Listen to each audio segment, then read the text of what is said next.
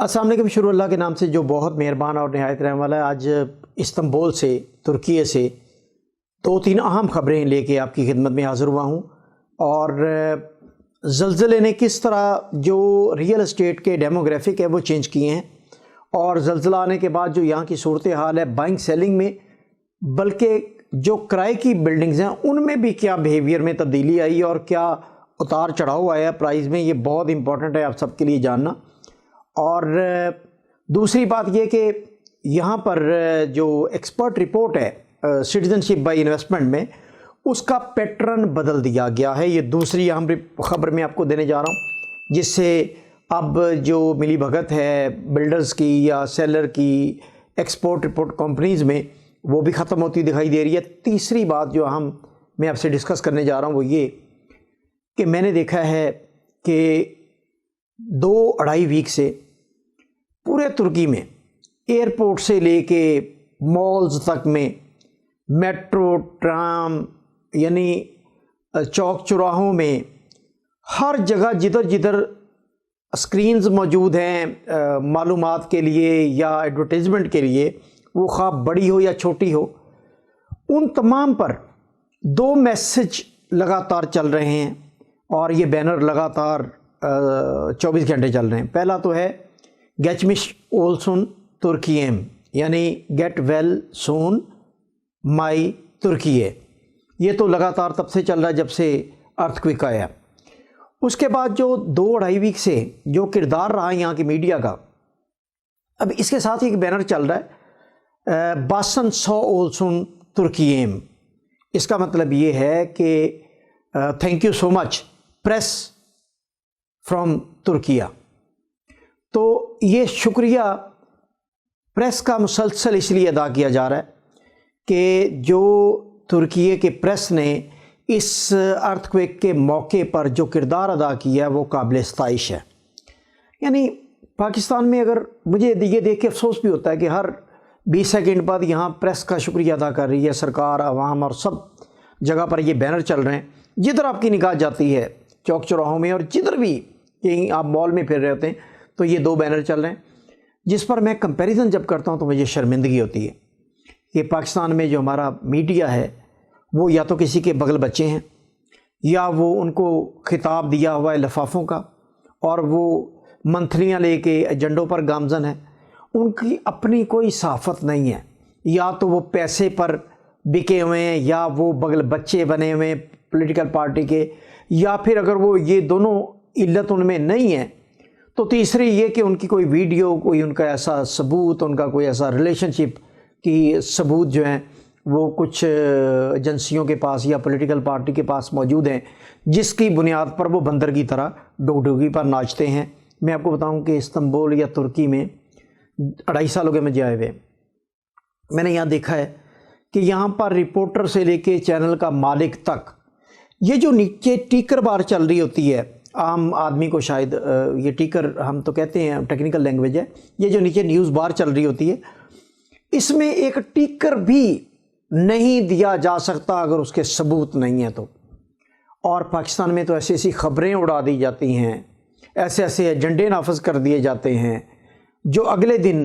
डिटाई के साथ झूठी साबित होने के बाद भी वो आगे चल पड़ते हैं, अगले एजेंडे पर चल पड़ते। तो यहाँ पर प्रेस की इतनी इज्जत है अवाम में, हुकूमत में, हुक्मरानों की नज़र में भी और आम आवाम की नज़र में भी। मेरी ख्वाहिश है कि पाकिस्तान के प्रेस में भी, पाकिस्तान की सहाफ़त में भी ऐसा इनकलाब आए कि वो इन 3-4 इल्लतों से निकल के वो मुल्क का सोचे और मुल्क के लिए काम करे। अब मैं आता हूँ जो 2-3 इम्पॉर्टेंट चीज़ें हैं। एक तो ये इम्पॉर्टेंट चीज़ है कि यहाँ पर एक्सपर्ट रिपोर्ट जो है उसका पैटर्न गवर्नमेंट तब्दील कर रही है, बल्कि उसके ऑर्डर हो चुके हैं। अब एक्सपर्ट रिपोर्ट कंपनी जो आपको प्रॉपर्टी की एक्सपर्ट रिपोर्ट जारी करेगी, उसको खुफिया तौर पर उसकी दोबारा से तस्दीक की जाएगी। यानी आपको याद होगा कि मैंने 4.5-5 माह पहले ये खबर दी थी कि एक्सपर्ट रिपोर्ट का पैटर्न जो है वो उसे इंश्योर करने के लिए कि एक्सपर्ट रिपोर्ट में कोई मिली भगत ना हो, तो उसको बदलने जा रहे हैं। आप मेरी वो पुरानी वीडियो अगर देखें तो आपको एक्सपर्ट रिपोर्ट पर एक मुफस्सल वीडियो मैंने जारी की थी, वो अब इम्प्लीमेंट होने जा रहा है। बल्कि جب تک یہ آپ ویڈیو دیکھ رہے ہوں گے تو یہ منڈے سے انشاءاللہ یہ امپلیمنٹ ہو جائے گا اور اس کو خفیہ طور پر ویریفائی کیا جا رہا ہے۔ اب سے نئی جتنی بھی ایکسپرٹ کمپنیز آپ کی پراپرٹی کی ایکسپرٹ رپورٹ دیں گی، گورنمنٹ ٹاپو آفس سے ہی سرکار کی طرف سے ایک نامزد کسی بھی ایکس وائی زی شخص، کسی بھی ایکس وائی زی کمپنی سے اس کو ویریفائی کروائے گا، اور اگر اس میں ڈیفرنس آتا ہے تو آپ کی وہ سٹیزن شپ کی ایلیجبلٹی ختم ہو جائے گی۔ تو یہ ایک نیا قانون نافذ ہونے جا رہا ہے۔ میں نے کہا میں آپ کو پہلے اطلاع دوں، خبردار کروں کہ اب آپ نے ایکسپرٹ رپورٹ میں بھی احتیاط کرنی ہے، اور ایکسپرٹ رپورٹ کی ویریفیکیشن آنے تک آپ نے یہ یقین کر لینا ہے کہ آپ کی ایکسپرٹ رپورٹ کی ویریفیکیشن ٹاپو آفس میں آ چکی ہے۔ پہلے یہ ہے کہ 2-3 دن میں ایکسپرٹ رپورٹ آ جاتی تھی، اب ایکسپرٹ رپورٹ میں بھی 2 سے 3 ویک لگ سکتے ہیں، کیونکہ اس کی خفیہ ویریفیکیشن سرکار کروانے جا رہی ہے۔ ایک تو یہ بڑی تبدیلی ہو گئی ہے جو آپ کے گوش گزار کرنا ضروری تھی۔ دوسری بڑی چیز جو ارتھ کویک کے بعد یہاں پر، جو زلزلے کے بعد یہاں پر ڈیموگرافی بدلی ہے، یعنی کسٹمر، سیلر، مڈل مین، اور جو ایریا کی جغرافیکلی تقسیم ہوئی ہے وہ بہت بری طرح امپیکٹ کرے گی ساری چیزوں کو 2023 میں آنے والے وقت میں۔ میں آپ کو ایک چھوٹی سی اگزامپل دیتا ہوں کہ اگر آپ یورپین سائڈ استنبول کو لیں تو آپ یعنی کیپی سے شروع ہو جائیں، وہاں سے زیتین برنو، اس کے بعد آگے آ جائیں باکر کوئے، عطا کوئے، یشل کوئے، اس کے بعد آگے آ جائیں آپ اوجلار، کچک چکمجے، اس کے بعد آپ آگے آ جائیں بیلگ دوزو اور بیوک چکمجے تک۔ یہ جو مرمرہ سمندر کے اوپر یہ سارا ایریا ہے، یہ وہ پرائم ایریا تھا جدھر میں آپ کو بتاؤں کہ میری بھی خواہش تھی، میں یہ چاہ رہا تھا کہ اگلے سال میں اپنی فیملی کو مرمرہ سمندر کے نیئرسٹ، یعنی کوئی آدھا کلومیٹر جو سمندر کے ویو میں، وہاں پر ہم شفٹ ہوں، اور وہاں پر میں سرچ بھی کر رہا تھا پچھلے 6-7 ماہ سے کہ ہمیں کوئی مناسب ولا جو ہے وہ ملے، جو فارنر کا ہو یا کسی لوکل کا بھی ہو، لیکن زیادہ پرانا نہ ہو اور زیادہ بالکل نیا بھی نہ ہو، جس کی پرائز بہت ہائی ہوں۔ اب ان ایریاز میں پینک ہے، کیونکہ وہ جو فالٹ لائن ہے وہ اس کے نزدیک مرمرہ سمندر کے اندر ہے۔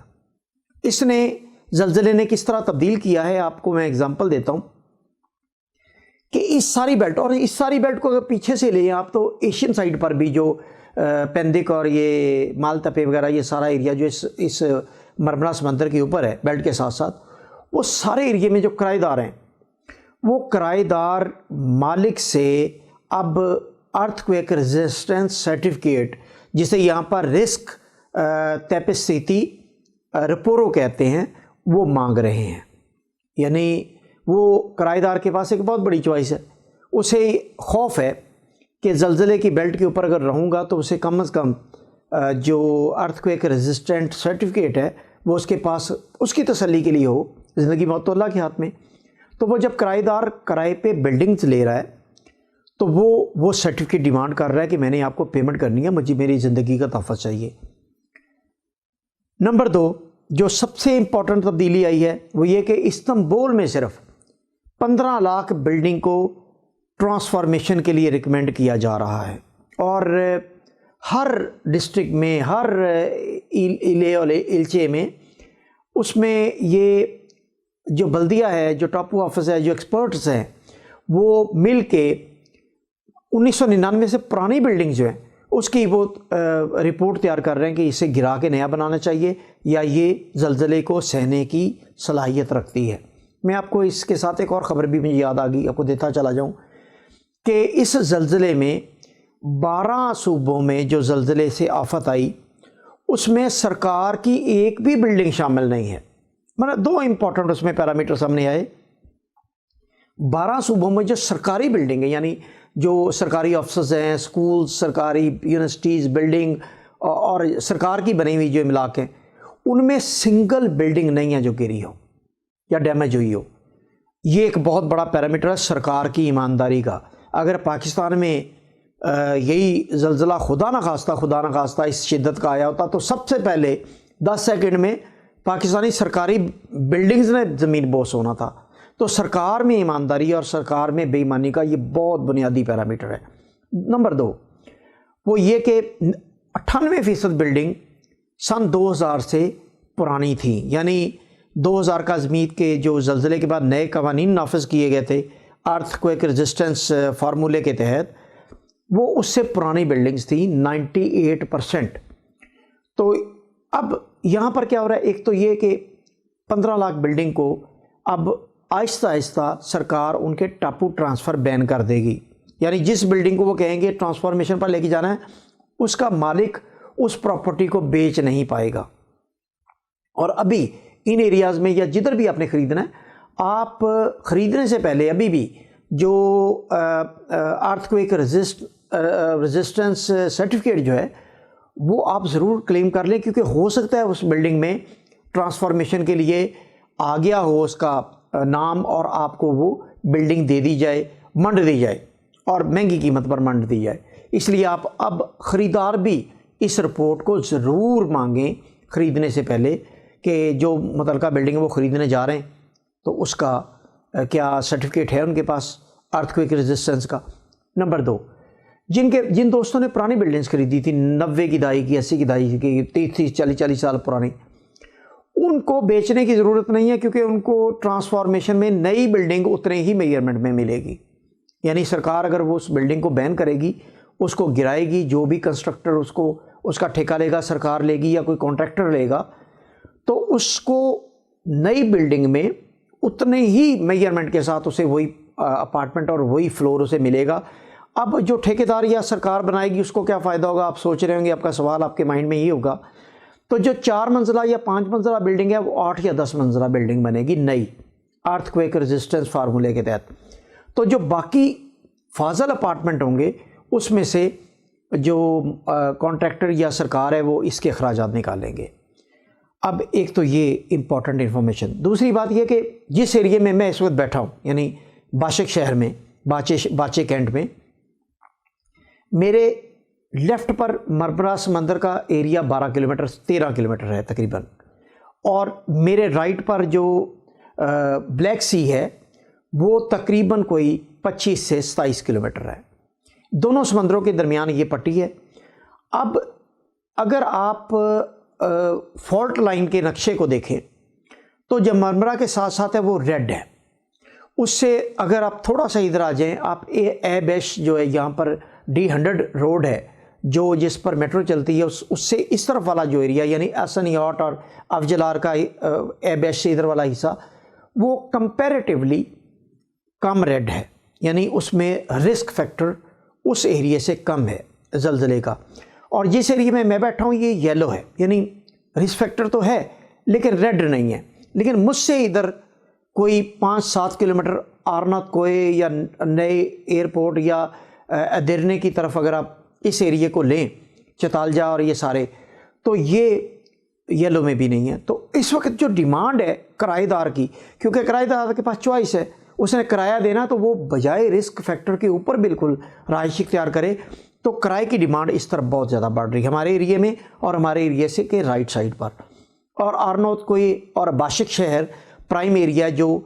یلو میں ہے، اس میں لوگ کمفرٹیبل ہیں، یعنی زندگی موت تو اللہ کے ہاتھ میں۔ کمفرٹیبل سے مراد یہ نہیں ہے کہ یہاں موت نہیں آ سکتی، لیکن اس فالٹ لائن کے نقشے کو دیکھتے ہوئے ریڈ کمپیریٹیولی کم ریڈ اور یلو اور پھر گرین،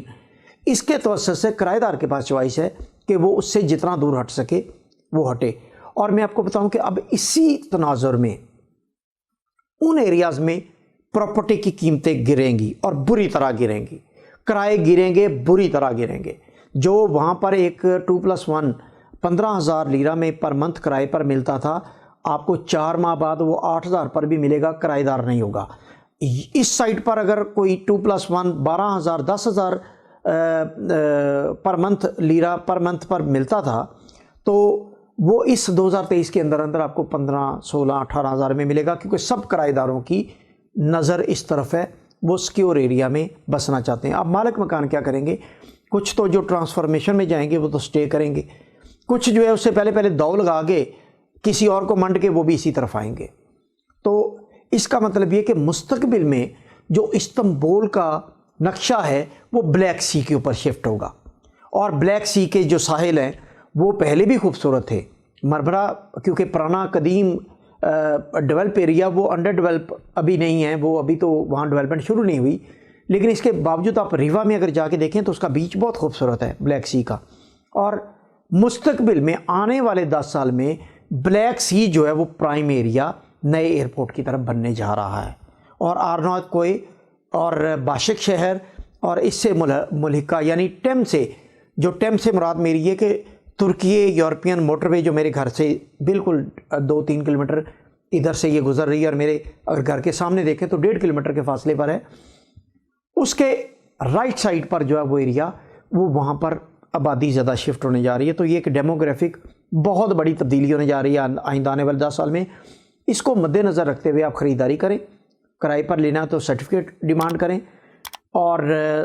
ضرور اپنے احتیاطی تدابیر کر کے، باقی زندگی موت اللہ کے ہاتھ میں۔ بہت شکریہ۔